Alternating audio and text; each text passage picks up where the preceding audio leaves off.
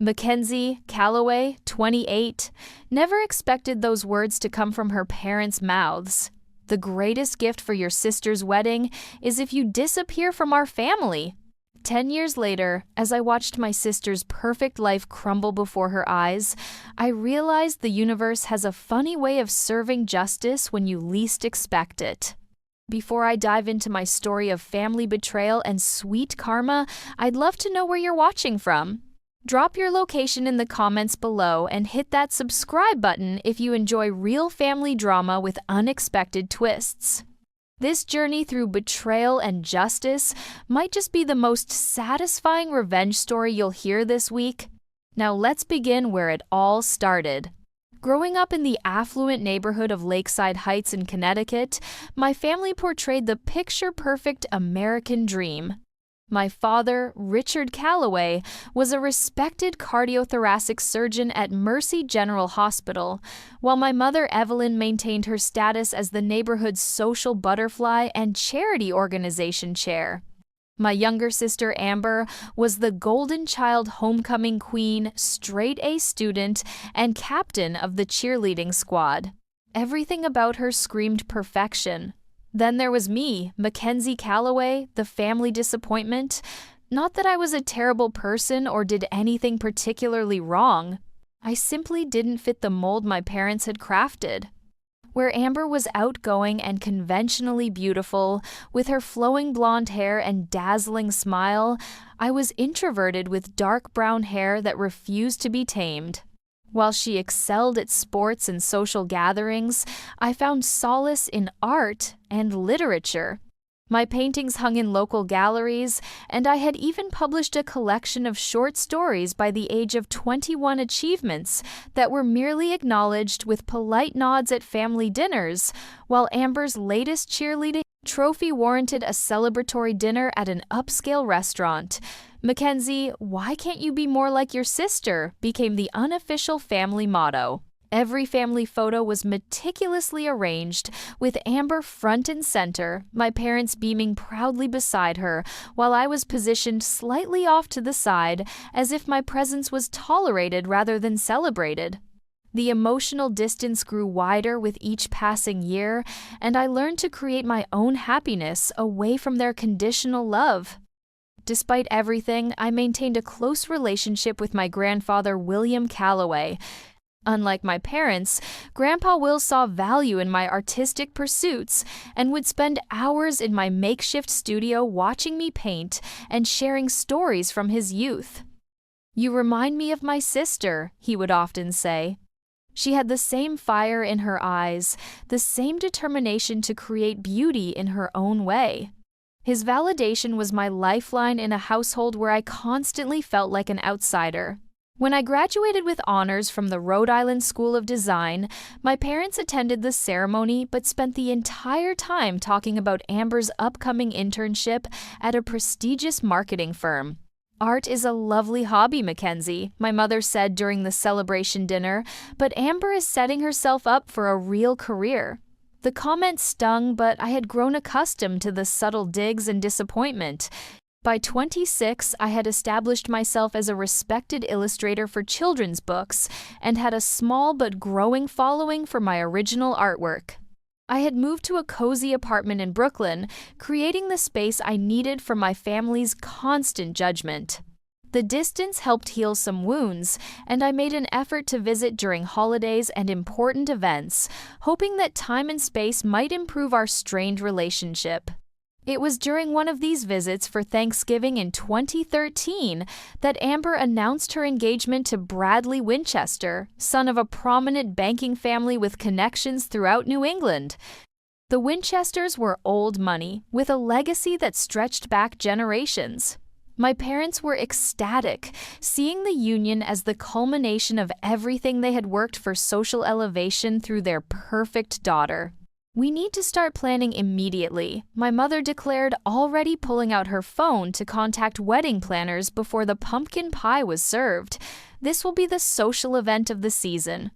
I offered my congratulations, genuinely happy for my sister, despite our complicated relationship. I'd be happy to design your wedding invitations. I suggested wanting to contribute my talents to her special day. Amber's face lit up momentarily before our mother interjected, "Oh, that's sweet, dear, but the Winchesters have connections to the top stationery designers in Manhattan. We'll want everything to be professional." The familiar sting of rejection washed over me, but I maintained my smile. "Of course." Just thought I'd offer. Later that evening, I overheard my parents discussing the wedding with Amber in the living room, unaware that I was passing by in the hallway. The guest list is already at 300, and Bradley's parents insist on inviting their business associates, my mother said, her voice tinged with excitement. "What about Mackenzie's friends?" my father asked hesitantly. "Should we allocate space for them?" There was a pause before my sister responded. "Actually, I was thinking of asking Mackenzie to just attend as a guest, rather than being in the bridal party. She doesn't really fit with the aesthetic I'm going for with my bridesmaids." Instead of defending me, my mother sighed in agreement. "That's probably for the best. You know how she is. She'd probably show up with some artistic statement piece instead of the proper dress." I froze in the hallway, the familiar pain of exclusion washing over me. But this time it was different. This wasn't about academics or sports or social circles. This was my sister actively choosing to minimize my role in one of the most important days of her life, and my parents enabling her. That night, I called my closest friend Zoe, who had been my roommate in college, and understood the dynamics of my family better than anyone. "They're never going to see me for who I am," I confessed, tears streaming down my face. "No matter what I achieve or how much I try, I'll always be the odd one out." "Then maybe it's time to stop trying," Zoe suggested gently. "You've built a beautiful life in New York with people who appreciate you for exactly who you are. You don't need their validation anymore." As the months passed and wedding preparations intensified, I tried to maintain a positive outlook. Perhaps this wedding would finally bring us together as a family. Maybe seeing me as an adult with a successful career would help my parents recognize my value. Little did I know that the worst betrayal was yet to come, and it would forever change the course of our family's story. 6 months before Amber's wedding, Grandpa Will passed away peacefully in his sleep. He was 92 years old and had lived a full life, but his death hit me harder than I could have imagined. He had been my anchor in the stormy seas of family dysfunction, and suddenly I felt adrift without his unwavering support. The funeral was a somber affair held at the family church, where generations of Callaways had marked life's milestones. I sat in the front pew beside my parents, and Amber, all of us dressed in black, presenting a united front of family grief. After the service, relatives and friends gathered at my parents' home for the reception, sharing stories and celebrating Grandpa Will's long life. "He was so proud of you," my father's cousin told me, squeezing my hand. "He showed me your illustrations every chance he got." These small validations provided comfort amid my grief, but nothing prepared me for what came next. 3 days after the funeral, we gathered in the office of Grandpa Will's attorney for the reading of the will. As the oldest grandchild and the one with whom he'd shared the closest bond, I wasn't surprised to learn that he had left me his collection of first edition books and his art supplies. What did surprise me and everyone else in the room was his decision regarding his property. To my granddaughter Mackenzie, Elaine Calloway, I leave my beach house in Cape Cod and the sum of $2 million, with the hope that she will continue to pursue her artistic passions without financial constraints. The silence in the room was deafening. The beach house had been our family's summer retreat for decades, a place where even I had found moments of belonging during childhood vacations. The property was worth at least $3 million, not counting the sentimental value it held for the entire family. "There must be some mistake," my father said, his voice tight with shock and anger. The attorney adjusted his glasses and continued reading, explaining that Grandpa Will had updated his will just 1 year prior, explicitly stating his reasons for the decision. He believed I would preserve the property's character and the memories it held while using it as a retreat to nurture my creative work. My parents and Amber stared at me with a mixture of disbelief and resentment, as if I had somehow manipulated an elderly man into favoring me in his will. The ride home was silent, thick with unspoken accusations. That evening, the tension finally erupted during dinner. "How could you do this to us?" my mother demanded, slamming her fork down. "You knew how much that property meant to the entire family." "I didn't do anything. I defended myself, shocked at the accusation." Grandpa made his own decisions. "I had no idea." "Oh, please!" Amber interrupted her, voice dripping with disdain. "You've been playing the poor misunderstood artist to him for years. It's obvious you were manipulating him." My father leaned forward, his expression cold. "Your sister's wedding is in 6 months. We had planned to host the rehearsal dinner at the beach house. It's been the plan for months. You're still welcome to use it," I offered, trying to diffuse the situation. "Nothing has to change." "Everything has changed," my mother hissed. "You've stolen a family legacy that should have been shared equally." I tried reasoning with them, explaining that I had every intention of keeping the house in the family, making it available for gatherings and vacations, as it had always been. But they wouldn't listen. In their minds, I had committed the ultimate betrayal by becoming the sole inheritor of a property they believed should rightfully belong to Amber, the daughter who had fulfilled all their expectations. The argument escalated until my father stood up abruptly, his face flushed with anger. "If you had any decency, any family loyalty at all, you would sign the house over to be shared equally." "I can't do that," I said quietly. "It was Grandpa's wish that I have it. I won't disrespect his memory." My mother's next words hit me like a physical blow. "Then perhaps you shouldn't be part of this family anymore. The greatest gift you could give your sister for her wedding is to disappear from our family entirely." The room fell silent as her declaration hung in the air. I looked at my sister, hoping for some sign of disagreement or support, but she merely looked down at her plate, tacitly approving my mother's cruel suggestion. "You don't mean that?" I whispered, my voice breaking. "I think we do," my father said, his tone final. "If you choose property over family, then you've made your decision." I left that night with my hands shaking and tears streaming down my face. My parents had given me an impossible ultimatum: surrender my grandfather's gift and his wishes or lose my family forever. As I drove back to New York in the pouring rain, I realized that perhaps they had never truly seen me as family to begin with. The following weeks brought a flurry of texts and emails from extended family members who had heard about the conflict. Some supported me, arguing that Grandpa Will had every right to distribute his assets as he saw fit. Others sided with my parents, suggesting I was selfish for not considering the family's collective attachment to the property. Through it all, my immediate family maintained their stance. I was no longer welcome unless I signed over the beach house. When the official wedding invitation arrived at my Brooklyn apartment, it was addressed to Miss Mackenzie Calloway and guest, like I was a distant acquaintance, rather than the bride's sister. Attached was a handwritten note from my mother. "We expect you to respect the family's wishes regarding the property before attending. Otherwise, your presence would only create tension on Amber's special day." I called my sister directly, hoping to bridge the growing divide. "Amber, please. This isn't what Grandpa would have wanted. He loved all of us. If you loved me," she responded coldly, "you wouldn't put me in this position.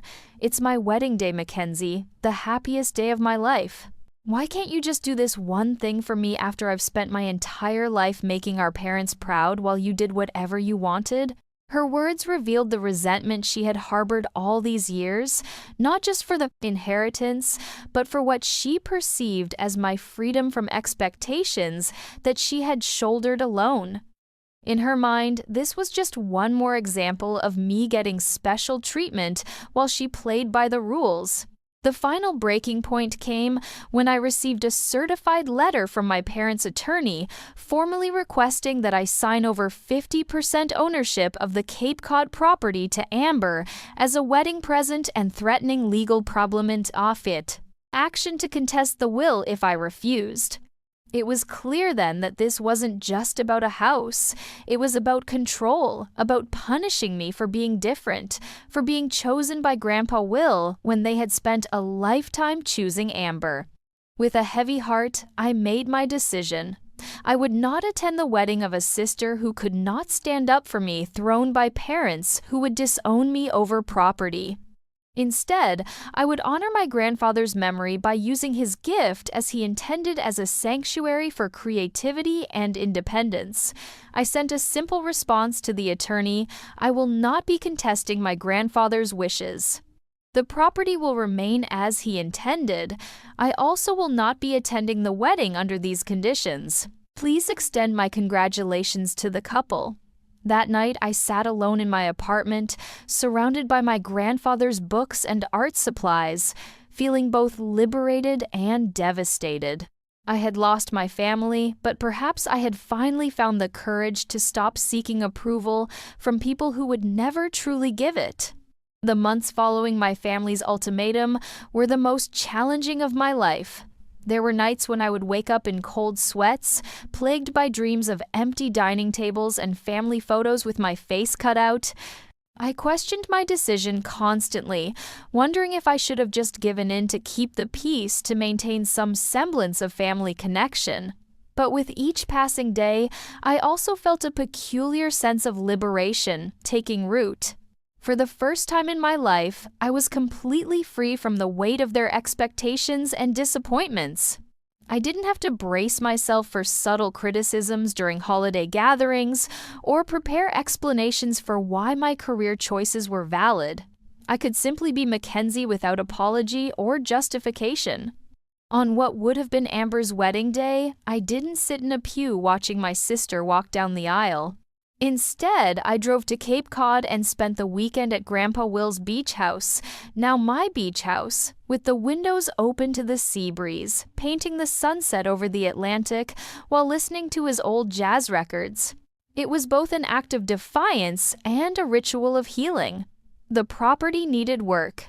Years of minimal maintenance had left it functional, but faded like a beautiful woman who had stopped making an effort. I channeled my grief and anger into restoration projects, replacing worn floorboards, repainting walls in colors that reflected the coastal landscape, and updating the kitchen, while carefully preserving the vintage elements that gave the house its character. Through local contractors, I met Eleanor, an interior designer in her 60s, who had known my grandfather during his later years. Will talked about you all the time, she told me over coffee on the wraparound porch. He said you were the only one who truly saw the world the way he did with an artist's eye. Eleanor introduced me to a community of artists and craftspeople who lived in the area year-round, not just during the tourist season. Among them was Julian, a furniture maker whose handcrafted pieces complemented the house's coastal charm perfectly. What began as a professional relationship evolved into friendship and eventually blossomed into romance. Julian understood the complex emotions surrounding my inheritance and estrangement. His own family had disowned him when he abandoned a promising law career to pursue his passion for woodworking. Sometimes the family we choose is more important than the one we're born into, he would say, his hands steady as he worked on a new piece. With Julian's encouragement, I transformed the property's detached garage into an art studio with north-facing windows and ample natural light. It was there that I began working on a new series of children's books, stories about belonging, acceptance, and finding one's place in the world. The protagonist was a young fox with unusual coloring who didn't quite fit in with her family pack, but eventually discovered her unique attributes were actually special gifts. The first book in the series, The Fox with Painted Paws, was picked up by a major publishing house after my agent submitted the manuscript and illustrations. The advance was generous, and the editor's enthusiasm was validating in ways my family's approval never had been. "This story will resonate with so many children who feel different," she told me during our first meeting. "And the illustrations are extraordinary. There's so much emotion in every brushstroke." While my professional life flourished, I also focused on building meaningful relationships with people who accepted me unconditionally. Zoe moved from New York to Boston, just a 2-hour drive from Cape Cod, and became a frequent visitor. We would spend weekends cooking elaborate meals, walking on the beach, and talking late into the night about everything and nothing. "You seem different," she observed during one of these visits about a year after the estrangement. "Lighter somehow. I still miss them," I admitted, watching the waves crash against the shore. "Or maybe I miss the idea of them, the family I always wished we could be." "That's natural," she assured me, "but look at everything you've created here, Mac. Not just the house and your work, but this whole life that's authentically yours." Through social media and mutual connections, I occasionally received updates about my family. Amber and Bradley had settled into married life in a luxury condo in Boston, paid for largely by his family. My parents continued their social climbing, now leveraging their connection to the Winchesters to access even more exclusive circles. From the carefully curated photos they shared online, it appeared they had adjusted perfectly to my absence, as if the family had always been just the three of them. I had made peace with that reality until an unexpected email arrived in my inbox 2 years after the estrangement. The sender was Bradley Winchester, my brother-in-law, whom I had never actually met. The subject line read simply, "We need to talk." Curiosity outweighing caution, I agreed to meet him at a coffee shop in Boston. He arrived looking nothing like the polished finance executive I had expected. His expensive suit couldn't hide his exhausted appearance, dark circles under bloodshot eyes, hair slightly disheveled. "Thank you for coming," he said after ordering our drinks. "I wasn't sure you would." "I'm surprised you reached out," I replied honestly. I was under the impression that the Winchester family fully supported my exclusion. Bradley winced. "That's partly why I wanted to talk to you. There's a lot you don't know about what's been happening," and I think he paused, lowering his voice. "I think you deserve to know the truth." What he shared over the next hour would shake the foundation of everything I thought I knew about my family and the events that had led to our estrangement. It wasn't just about the beach house or the inheritance. There were deeper currents at work, secrets and lies that had been carefully hidden for years. As Bradley spoke, I realized that the story of my family's betrayal was far from over, and that the universe had strange ways of revealing truth and delivering justice when you least expected it. You know, hearing about these complicated family dynamics reminds me of how differently people can interpret the same events. I'd love to know if you've ever experienced a situation where someone's true colors were revealed in an unexpected way. While I continue with this story, take a moment to hit that subscribe button if you're enjoying this journey of family betrayal and redemption. Now, let's dive into what Bradley revealed. Bradley nervously stirred his coffee, avoiding my gaze as he prepared to reveal whatever had prompted this unusual meeting. "I've been debating whether to tell you this for months," he finally said. "But things have gotten so out of hand and I can't be complicit anymore." He pulled out his phone, scrolled through some files, and placed it face down on the table between us. "Before I show you this, I need you to understand something. When Amber and I got engaged, I believed we were building a life based on honesty and shared values. I had no idea what I was really marrying into." My stomach tightened with apprehension as he turned the phone over and slid it toward me. On the screen was an email chain between my father, mother, and a lawyer I didn't recognize. The dates showed the correspondence had begun 3 weeks before Grandpa Will's death. As I read through the messages, my hands began to shake. The emails discussed strategies for having Grandpa Will declared mentally incompetent so they could challenge any changes to his will. My father had written, "He's becoming increasingly determined to leave the Cape property to Mackenzie. We need to act before he makes this official." "There's more," Bradley said quietly, taking the phone back and opening another folder. "Your grandfather wasn't as easily manipulated as they hoped. When their attempts to have him declared incompetent failed because he wasn't, they tried a different approach. The next document was a drafted amendment to the will that would have divided the property equally between Amber and me. At the bottom was what appeared to be my grandfather's signature. Except it wasn't quite right. "Is this a forgery?" I whispered, the implication too horrible to fully process. Bradley nodded grimly. "Amber's father is on the hospital board, where your grandfather received care. He had access to medical records, including signature samples. They planned to submit this after his death, but the attorney had already filed the legitimate will, the one leaving you the property. They couldn't risk challenging it with a forged document that's felony fraud." I felt physically ill as the pieces fell into place. So, when they couldn't steal the property legally, they tried to manipulate me into giving it up willingly by threatening to cut me off from the family. "Yes," Bradley confirmed. "And when you refused, they had to commit to their threat to save face. They never expected you to choose the property over family harmony.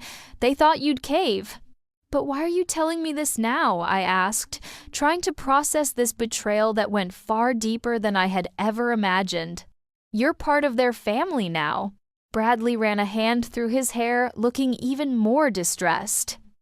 "Because it didn't stop there. The property was just the beginning. Since then, I've discovered that Richard and Evelyn have been systematically draining funds from a trust that was established for both you and Amber by your maternal grandparents. He showed me financial statements and transfer records indicating that nearly $600,000 had been moved from the trust into accounts controlled by my parents over the past 5 years. The withdrawals were labeled as educational expenses and career development for both daughters, but I had never seen a penny of it. They used your name to authorize withdrawals," Bradley explained. "There are forms with your signature, but like your grandfather's, they're forged. I discovered this because they tried to access the remaining funds, about $800,000, claiming they needed it for a business investment opportunity that would benefit both their daughters. But as Amber's husband, I needed to sign off on her portion. The revelation left me breathless. Not only had my parents tried to steal my inheritance, but they had been embezzling from a trust meant for both their children for years, using my identity to do so. "There's one more thing you should know," Bradley said, his voice dropping even lower. "Your grandfather knew what they were trying to do. That's why he changed his will and left you the property outright. He had become suspicious of their financial activities and was quietly investigating when his health took a turn for the worse. He pulled out one final document, a handwritten letter from Grandpa Will to me, dated just 2 weeks before his death. Bradley explained that Amber had found it among my parents' papers and hidden it from me, but he had discovered it recently while searching for missing financial documents. With trembling hands, I unfolded the letter and read, "My dearest Mackenzie, if you're reading this, I fear that things have not gone as I hoped. I've made arrangements to protect what's rightfully yours, but I've lived long enough to know that people can surprise you with the depths of their greed and deception. The beach house is yours because you're the only one who truly loves it for what it is, not for its monetary value or status, but for the peace and inspiration it provides. You see beauty where others see only assets, and that's a rare gift in this world. I've also instructed my attorney to investigate certain financial discrepancies regarding the Hamilton Trust established by your mother's parents. I have reason to believe funds meant for both you and your sister have been misappropriated. If my suspicions are correct, this may explain the increasing pressure I've been under to change my will. Remember that true family is defined by love and respect, not by blood alone. Whatever happens after I'm gone, know that I am immensely proud of the woman you've become and the integrity with which you live your life. All my love, Grandpa Will. Tears streamed down my face as I finished reading the letter that had been kept from me, the final communication from the one person in my family who had truly loved me for who I was. Through my grief, a cold clarity emerged. This wasn't just about a beach house or even about acceptance anymore. This was about justice. "Why are you really doing this, Bradley?" I asked, wiping away tears. "You must know this could destroy your marriage." He looked down, a mixture of shame and resolve in his expression. "When I married Amber, I thought I was joining a family with strong moral values. The Winchesters built their reputation on integrity in business and philanthropy. What your parents have done, what Amber has become complicit in, goes against everything I stand for." He hesitated before continuing. "And honestly, I've seen how they've influenced Amber over these past 2 years. The woman I fell in love with is disappearing, becoming more like them every day, obsessed with appearances, willing to compromise ethics for material gain. I've tried to talk to her about it, but she just accuses me of not understanding how things work in her family." "What do you expect me to do with all this information?" I asked, still overwhelmed by the magnitude of their deception. "That's entirely up to you," Bradley replied. "I've spoken to a friend who specializes in trust law. You have grounds for a major lawsuit, not just for the trust funds, but for identity theft and fraud. Or you could confront them privately, or do nothing. I just couldn't keep this from you any longer." As our meeting concluded, Bradley handed me a USB drive containing copies of all the evidence he'd shown me.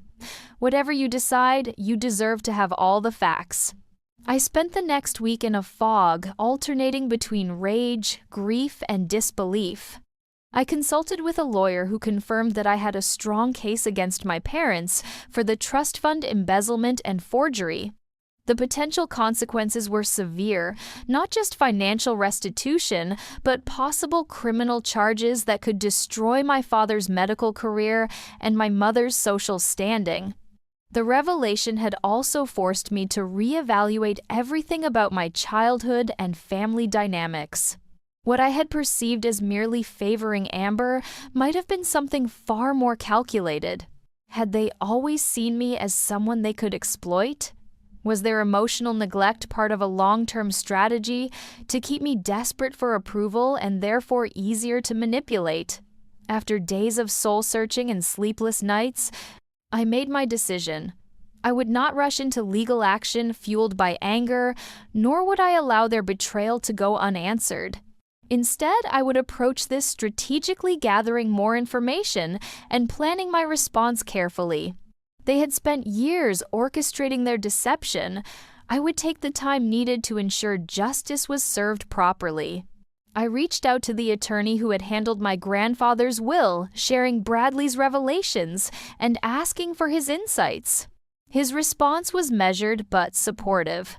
William suspected something wasn't right. That's why he insisted on filing the final will immediately after signing and kept a video record of the signing ceremony. He wanted to protect you, Miss Calloway. The knowledge that Grandpa Will had anticipated my parents' actions and taken steps to shield me, even after his death, provided a measure of comfort amid the storm. He had given me not just a property, but the means to stand up for myself against people who had never had my best interests at heart. As I considered my next steps, an unexpected email arrived from Amber. The subject line read simply, "We need to talk." The timing suggested that Bradley had finally confronted her with what he knew. Her message was brief and uncharacteristically humble. "I know you have no reason to agree to this, but please give me a chance to explain in person. I'll come to you." I hesitated, wondering if this was yet another manipulation. But curiosity and a small persistent hope that my sister might finally be ready for honesty prompted me to agree to a meeting at the beach house. If she wanted to talk, it would be on my territory, surrounded by the legacy our grandfather had entrusted to me. As I prepared for Amber's visit, I reflected on how dramatically my life had changed in the 2 years since being cut off from my family. I had found professional success, true love, and a community that valued me for exactly who I was. I had created a life filled with authenticity and purpose. Whatever happened next, I was approaching it from a position of strength, not the desperate need for approval that had defined my earlier relationships with my family. The day before Amber's scheduled arrival, Julian helped me prepare the guest room and cook a simple but elegant dinner. "Are you sure you're ready for this?" he asked, concern evident in his voice. "You don't owe them anything." "I know," I assured him, squeezing his hand. "But I need to see this through to the end. For Grandpa Will and for myself." As the sun set over the Atlantic, casting golden light through the windows of the home that had become my sanctuary, I felt a strange sense of peace. Tomorrow would bring a confrontation years in the making, and with it perhaps the final reckoning my family had long deserved. I'm sharing all these raw family secrets with you because sometimes the truth needs to come out, doesn't it? I'd love to know if you've ever discovered a shocking truth about someone close to you. If you're finding this story of betrayal and potential redemption compelling, please hit that subscribe button and give this video a thumbs up. It really helps the channel, and I'll be continuing with what happens when Amber arrives at the beach house.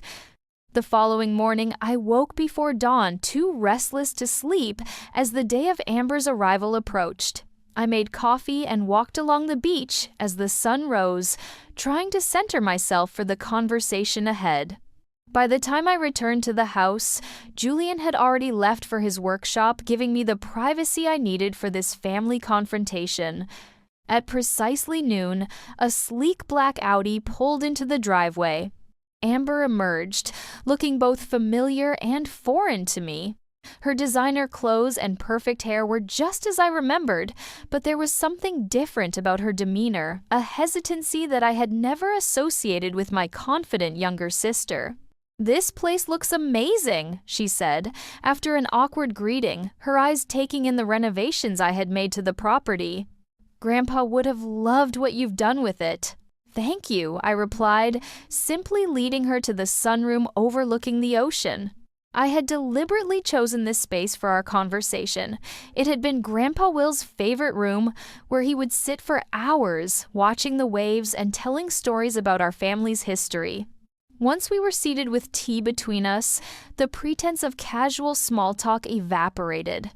Amber stared into her cup, visibly struggling with where to begin. "Bradley told you," she finally said, not a question, but a statement of fact. "Yes." "He shouldn't have interfered in family matters," she said, a flash of the old defensive Amber appearing briefly. "Theft and fraud aren't family matters, Amber." "They're crimes," I replied calmly, determined not to let emotion derail this conversation. She flinched at my words but didn't deny them. "I didn't know everything in the beginning," she offered, her voice small. "About the trust fund, I mean. Mom and Dad told me they were investing my portion for my future and that you had agreed to do the same with yours." I believed them. "When did you find out the truth?" I asked, watching her closely. She hesitated. "After the wedding. I needed money for a business venture, a boutique I wanted to open. They kept delaying making excuses. Bradley got suspicious and started looking into the accounts." Her eyes filled with tears. By then, almost all the money was gone. And Grandpa's will, the forgery attempt I pressed, shame-colored her features. I knew about that from the beginning. Dad said Grandpa wasn't thinking clearly, that the property should stay in the family rather than going just to you. He said they were just correcting a mistake. The casual way she described their attempt to steal my inheritance ignited a flash of anger. "And you were fine with that, with them trying to take something that wasn't theirs to take. You don't understand," she defended weakly. "All my life it was drilled into me that family legacy was everything. That we had to present a united front, maintain our status. The beach house was part of that legacy. So was I countered. Your sister. But you were perfectly willing to see me cut out of the family when I wouldn't surrender what was legally mine. Amber's composure cracked tears spilling down her cheeks. I know, I've had a lot of time to think about how wrong that was. Especially now that she stopped abruptly, seeming to reconsider what she had been about to say. Now that what I asked, leaning forward. Amber took a deep breath. Now that I'm experiencing the same thing. Bradley's parents are threatening to cut him off if he stays married to me. They've discovered what Mom and Dad did with the trust fund, and they're horrified. The Winchesters take their reputation very seriously, and they don't want to be associated with financial impropriety. So now you know what it feels like to be rejected by family, I observed, not without sympathy despite everything. She nodded miserably. Bradley and I have been fighting constantly. He wants me to make things right, to tell the truth, to return what can be returned. But Mom and Dad are pressuring me to stand by them, saying Bradley doesn't understand how families like ours operate. She looked up at me with red-rimmed eyes. But the thing is, I'm starting to think he's right. This isn't how families are supposed to operate at all. I studied my sister, trying to determine if her remorse was genuine or merely a response to her current predicament. Why are you really here, Amber? What do you want from me? Forgiveness would be too much to ask, she admitted. But maybe understanding. Advice. I don't know how to fix any of this, Mackenzie. My marriage is falling apart. My in-laws despise me, and I'm starting to realize that the parents I've spent my entire life trying to please have been manipulating both of us all along. There was a rawness to her confession that felt authentic. For perhaps the first time, Amber was seeing our parents clearly, without the filter of favoritism that had colored our childhood. What about Mom and Dad? Do they know you're here, I asked. No, they would be furious. They still maintain that you betrayed the family, not the other way around. They've rewritten the narrative so completely that they believe their own lies. She hesitated before continuing. They're in financial trouble now. Dad's medical practice has been struggling after a malpractice suit, and they've burned through most of their savings trying to maintain appearances. That's why they're so desperate to hold on to Bradley's connection to the Winchester fortune. The revelation didn't surprise me as much as it should have. Our parents had always prioritized image over substance, spending lavishly to project success, even when prudence would have dictated otherwise. And what about you, I asked. If Bradley's parents follow through on their threat, where does that leave you? Honestly, I don't know, she admitted. All my life, I've defined myself by what others expected of me, the perfect daughter, the socially advantageous wife. I've never had to figure out who I actually am or what I want. She looked around the sunroom, taking in the paintings on the walls, the creative touches that made the space uniquely mine. You were always braver than me that way. You chose your own path, even when it meant disapproval. Her words caught me off guard. I had never thought of my artistic pursuits as brave, just necessary for my sanity in a family that never understood me. What would you do? Amber asked suddenly. If you were me facing all this, I considered her question carefully. Despite everything, she was still my sister, and I could see she was genuinely struggling. I would choose truth, I finally said, even when it's painful. Even when it means facing consequences. Living authentically is the only way to find peace. I learned that the hard way when I was cut off from the family. But the truth could send our parents to jail, she whispered, voicing the reality neither of us had explicitly stated until now. The truth will come out regardless, I replied gently. Bradley has already shown me the evidence. I've consulted a lawyer. The only question is how it happens with your cooperation or without it. Amber paled. You're going to sue them. I'm going to seek justice for what was stolen from me, I corrected, and potentially press criminal charges for the identity theft and fraud. Their choices have consequences, Amber. They taught us that, remember, just not in the way they intended.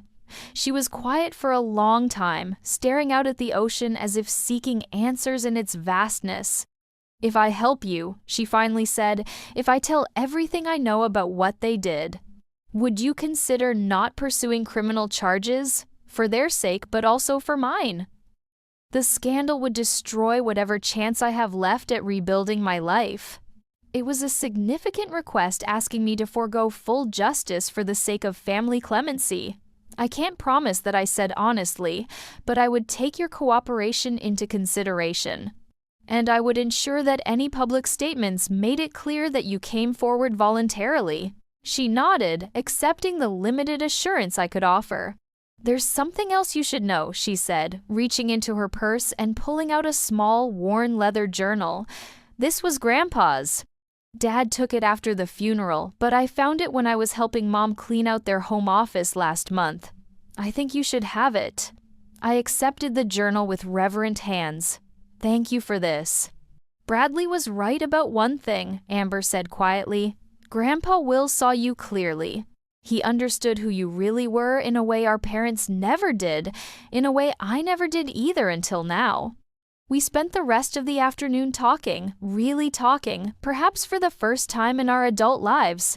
She shared her growing disillusionment with our parents' values and her fear of an uncertain future.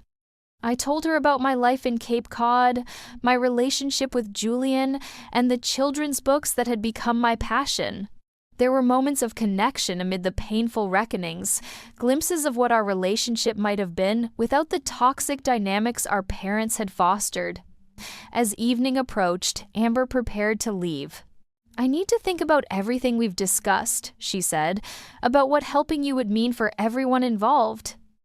"Take the time you need," I replied. "But remember, the truth has a way of demanding to be heard with or without our cooperation." She nodded, understanding the gentle warning in my words. At the door she hesitated, then surprised me with a brief, awkward hug. "For what it's worth, I am sorry, Mackenzie. For everything." As I watched her drive away, I wondered if this represented a genuine turning point or merely another chapter in our complicated family saga. Only time would tell. 3 weeks after Amber's visit, I received an email from her with a simple message: "I've made my decision. Can we meet again?" This time Julian stayed at the house with me, providing silent support, as Amber arrived looking both determined and anxious. She wasn't alone. Bradley accompanied her, his presence a clear indication of where her loyalties now lay. "I'm going to cooperate fully," she announced, without preamble once we were seated in the living room. "I've already given statements to Bradley's family lawyer about the trust fund embezzlement and the attempted will forgery." Bradley picked up the narrative.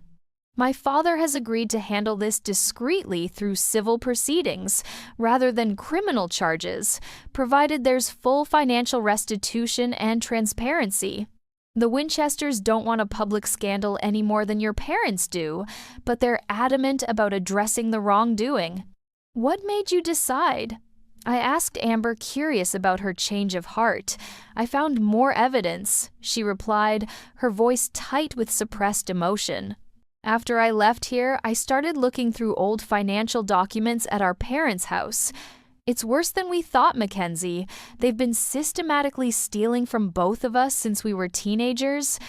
College funds, gifts from relatives, even the proceeds from that art show you had when you were 16, they took everything." The revelation was both shocking and somehow expected.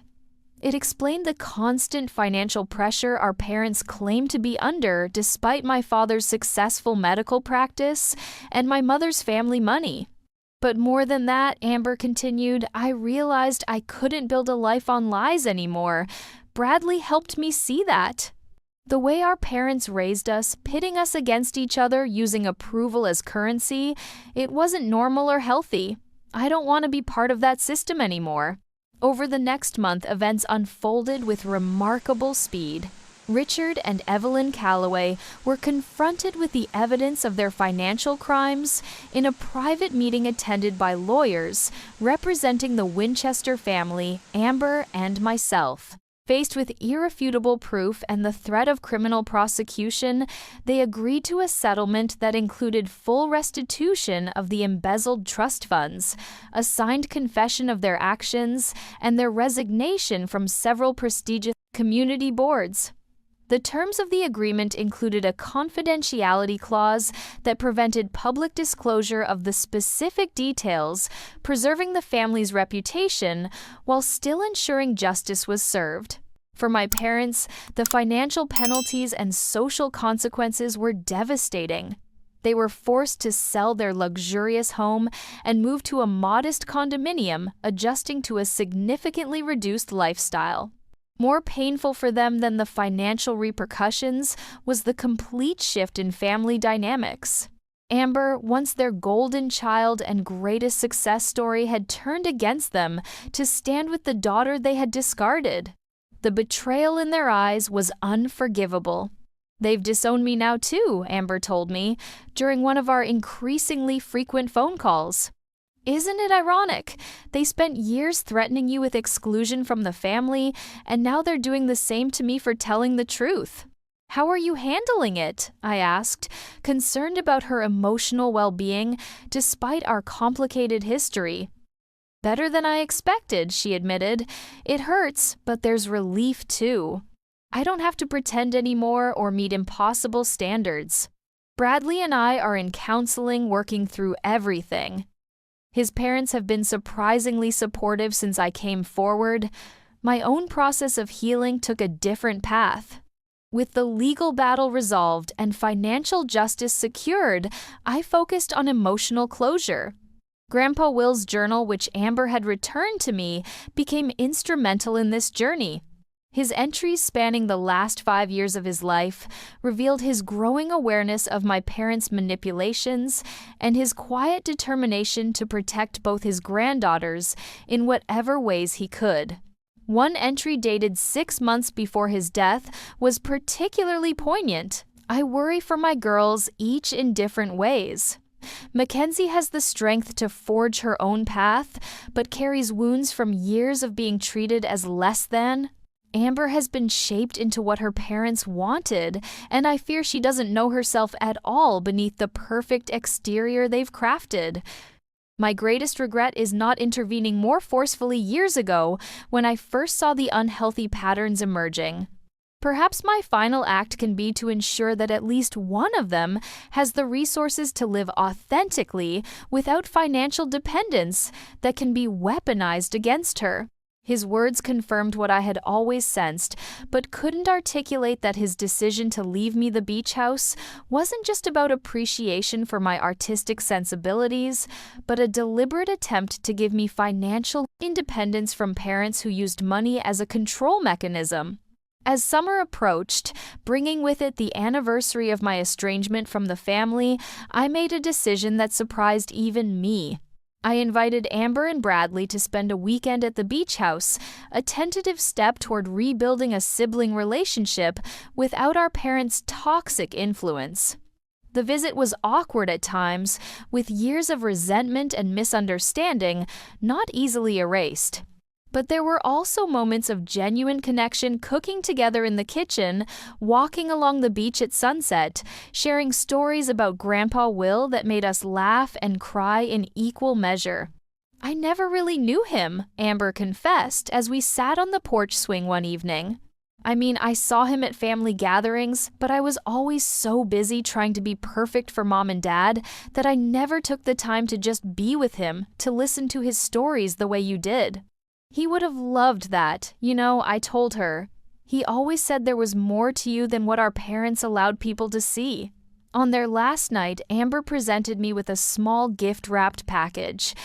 Inside was a framed photograph I had never seen before, Grandpa Will holding me as a toddler on this very beach, both of us laughing as a wave crashed over our feet. "I found it in an old album at their house," she explained. "I thought you should have it." The gesture, simple yet profound, represented a shift in our relationship, an acknowledgement of my special bond with our grandfather and Amber's respect for it, rather than resentment. As their visit concluded, Bradley pulled me aside while Amber was packing. "Thank you," he said earnestly, "for being willing to give her a chance after everything. She's changing, finding her own voice. It's not easy, but it's real." "We're both works in progress," I acknowledged, "but at least now we're writing our own stories instead of following the script our parents created." In the months that followed, my life continued to evolve in ways I never could have anticipated when I first received that cruel ultimatum from my parents. Julian proposed on a moonlit night on the beach, offering not a traditional diamond but a handcrafted wooden ring inlaid with mother of pearl, a perfect reflection of our shared values and creative spirits. My children's book series gained a devoted following, with educators praising its messages of self-acceptance and finding one's unique place in the world. The fox with painted paws became something of a childhood icon, appearing on school reading lists and inspiring fan art from young readers around the country. And in perhaps the most unexpected development, Amber discovered her own creative talents. After closing the boutique she had opened with Bradley's support, she began designing ethically sourced jewelry, creating pieces that told stories of transformation and resilience. Her first collection, inspired by coastal elements, launched at a small gallery in Provincetown to enthusiastic reviews. "I never would have found this path without everything that happened," she told me at the exhibition opening. As painful as it was, losing our parents' approval forced me to figure out who I really am beyond their expectations. As for Richard and Evelyn, they maintained their distance, refusing all attempts at reconciliation. According to mutual acquaintances, they had revised their narrative once again, now portraying themselves as victims of ungrateful daughters and manipulative in-laws. They seemed incapable of acknowledging their own role in the family's fracturing, preferring to cling to self-deception rather than face uncomfortable truths. In a way, their continued denial was its own form of justice. While Amber and I were building new lives based on authenticity and mutual support, they remained trapped in the prison of appearances they had constructed, unable to grow or change. Their perfect family facade had crumbled, revealing the hollow core beneath, while the daughters they had tried to control and manipulate had found strength and purpose they never could have imagined. 10 years after being told that the greatest gift I could give was my disappearance from the family, I stood on the porch of Grandpa Will's beach house, now my beach house, my home, watching my husband play with our 3-year-old daughter in the sand. Amber and Bradley were expected for dinner, bringing their infant son for his first visit to the Cape. We had created a new kind of family, one built on choice rather than obligation, on truth rather than appearances. As I observed my daughter's uninhibited joy, her delight in the simple pleasure of sand between her toes and the crash of waves on the shore, I made a silent promise to Grandpa Will that the cycle of conditional love and manipulation would end with my generation. My child would grow up knowing she was valued for exactly who she was, not for how well she met predetermined expectations or reflected on her parents. In that moment, with the ocean breeze carrying away the last vestiges of old pain, I realized that true justice wasn't just about financial restitution or social consequences. It was about breaking destructive patterns, about choosing a different path forward. It was about recognizing that sometimes the greatest gift isn't disappearing from a toxic family, it's creating a healthier one of your own. Life has a way of coming full circle when you least expect it. 5 years after Amber and I reconciled, our father suffered a severe stroke. The news came from a distant cousin who thought we should know despite our estrangement. According to the cousin, our mother was overwhelmed with medical bills and caregiving responsibilities, having long since exhausted their financial resources on maintaining appearances rather than securing their future. Amber and I discussed the situation at length, weighing our complicated feelings against the reality of our parents' circumstances. In the end, we agreed to help not out of obligation or a desire for reconciliation, but from a place of compassion that our parents had never shown us. We arranged for home healthcare assistance and contributed to the medical expenses, careful to maintain emotional boundaries while providing practical support. Evelyn accepted our help with reluctant gratitude, pride warring with necessity. Richard, partially paralyzed and unable to speak, clearly watched with unreadable eyes as his daughters managed the crisis he had created with more grace than he had ever shown them. During one of my visits to their modest condo, I found our mother sorting through old photographs, evidence of the perfect family they had tried so desperately to project to the world. In one image, Amber stood proudly with a trophy while our parents beamed beside her. I was noticeably absent, having chosen to attend an art workshop that weekend instead of my sister's cheerleading competition. "We didn't handle things well, did we?" Evelyn asked, quietly surprising me with this closest thing to an admission I had ever heard from her. "No," I agreed, simply neither accusatory nor consoling. "You didn't." She nodded, returning the photos to their box without further comment. It wasn't an apology, but it was perhaps an acknowledgement, the most she was capable of offering after a lifetime of self-deception. That brief exchange was as close to closure as I would ever get with my parents. Richard passed away 6 months later, and Evelyn relocated to an assisted living facility near Amber's home in Boston. Our relationship remained distant, but civil, marked by occasional visits and phone calls that carefully avoided deeper emotional territory. The true healing continued in other relationships. Amber and I grew closer over the years, our shared experience of breaking free from toxic family patterns, creating a bond stronger than the rivalry our parents had fostered. Our children, my daughter and son, her 2 boys, grew up as cousins should, with frequent visits and holiday celebrations at the beach house that had become the heart of our reconstructed family. Julian and I expanded the property, adding a guest cottage where Amber and Bradley stayed during summer vacations. The art studio above the garage became a creative space for all of us, with my nieces and nephews learning to express themselves through painting and sculpture alongside their cousins. On what would have been Grandpa Will's 100th birthday, we gathered at the beach house for a celebration of his life and legacy.